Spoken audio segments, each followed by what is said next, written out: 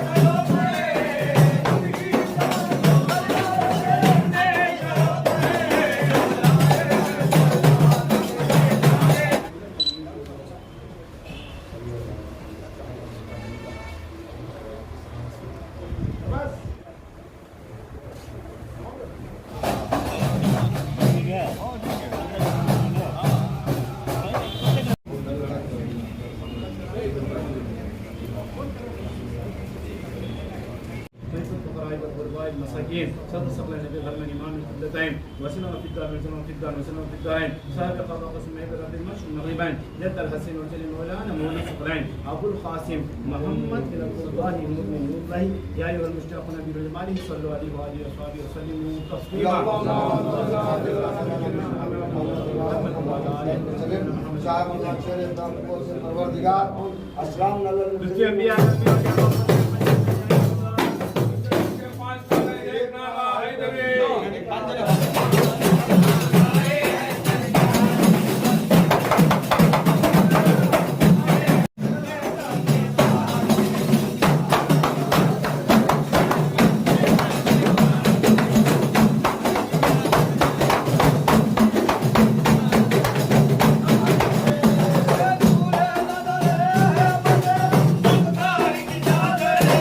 दो तो वालिद साहब इरशाद अहमद साहब पूरे मिल को खुद साहब रहमतुल्लाह अलैह पूरी रिसर्च करो हिस्ट्री करो 7-8 साल पहले ये किताब खुद लॉन्च करो इनके सवाने हयात के ऊपर जब हम ना मालूम हुआ कहते बड़े बुजुर्ग शख्सियत करके बोले तो इनो उसके बाद हम इनका संदुल उर्स शुरू करे तकरीबन ब्रिटिश गवर्नमेंट से इनको 25 टाइटल्स मिल को ही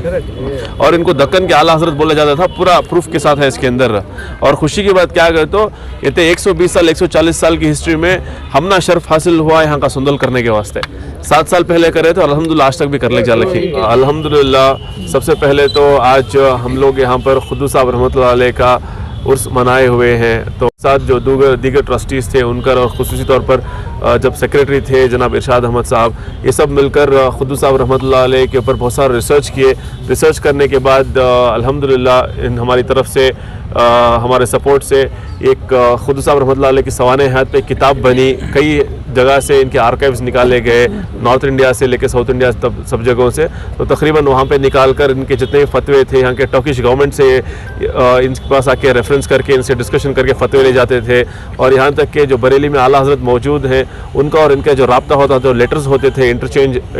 जो करस्पॉन्डेंस थे उसके भी कॉपीज़ निकाल कर इनके ऊपर एक सवाने हयात बनाई गई और तकरीबन ब्रिटिश गवर्नमेंट से इनको 25 टाइटल्स दिए गए हैं जैसा कि दक्कन के आला हजरत या सरखाजी वैसे बोलकर। तो एक बुजुर्ग शख्सियत जब इनके सामने आए तो अल्हम्दुलिल्लाह हम लोग तमाम लोग वालिद साहब सब जब थे तो हमारे दूसरे हजरात बुजुर्ग हजरात तमाम बेंगलुरु के जितने भी खानखा हैं सब लोग जुड़कर एक मशवरा कर इनका संदुल और उर्स करना शुरू किए। तो अल्हम्दुलिल्लाह पहले 7 साल पहले हम लोग शुरू किए थे और अल्हम्दुलिल्लाह आज भी इस साल भी हम लोग कर हैं तो तकरीबन 7 साल से कर रहे हैं। तो हमारी खुशकिस्मती है कि हमें ये उर्स और संदुल करने का शर्फ हासिल हुआ है। चंद अहम खिदमात बताइए जो हज़रत कुद्दुस साहब की रही कौम के तयन या मुल्क के तयन।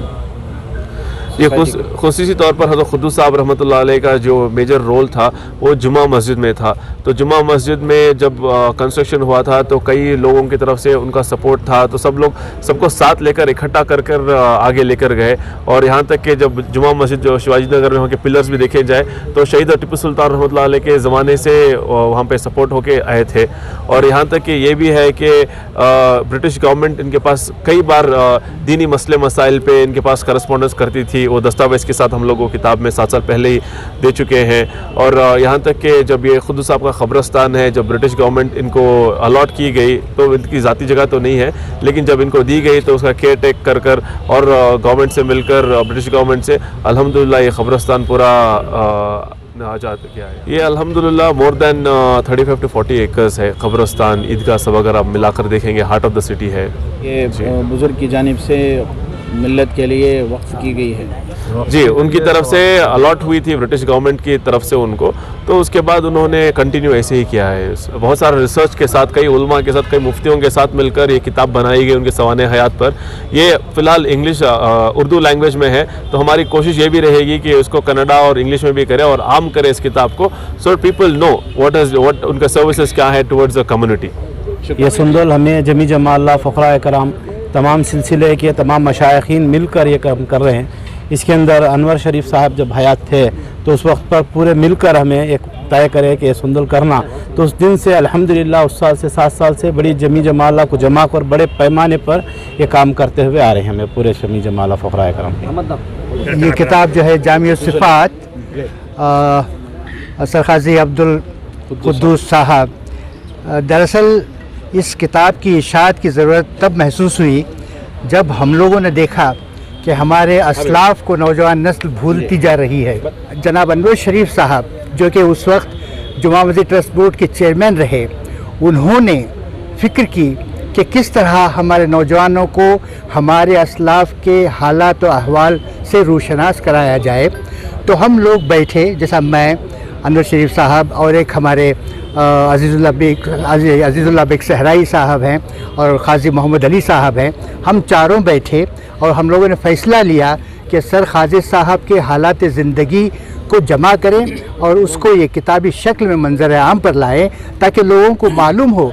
कि सर ख़ाज़ी साहब की क्या खिदमात रही हैं, यानी मुस्लिम मिली खिदमत उनकी क्या रही, मुस्लिम मुआशरे को उन्होंने सुधार लाने के लिए उनकी क्या खिदमात रही। जैसे जुमा मस्जिद ट्रस्ट बोर्ड का क़याम और फिर ये क़ब्रिस्तान की जगह का क़याम, ये उन्हीं की मेहनत और उन्हीं की कदो काविश का नतीजा है। तो ये जगह जो है अहले सुन्नतुल जमात के तरीक़ों के चलने वाला ये मस्जिद है, मकान जो भी है उन्हीं की बदौलत से हुई है। तो सबसे पहले हमें चाहिए कि हमारे अहले सुन्नतुल जमात के आल कर्नाटका के जो अरकान है वो अहबाब को, सब नौजवान को मालूम होना चाहिए कि इनकी मेहनत से आज जो हमना ये मिली हुई है, ये मिल्कियत आज कब्रिस्तानों के लिए कितनी तकलीफ़ें उठा रहे हैं हमारी आवाम, हमारी कौम, सबको पता हो रहा है क्या है कि हमारे को कहीं भी नहीं मिल रहा है, मगर ये हार्ट ऑफ द सिटी में है। अल्हम्दुलिल्लाह हमें इसकी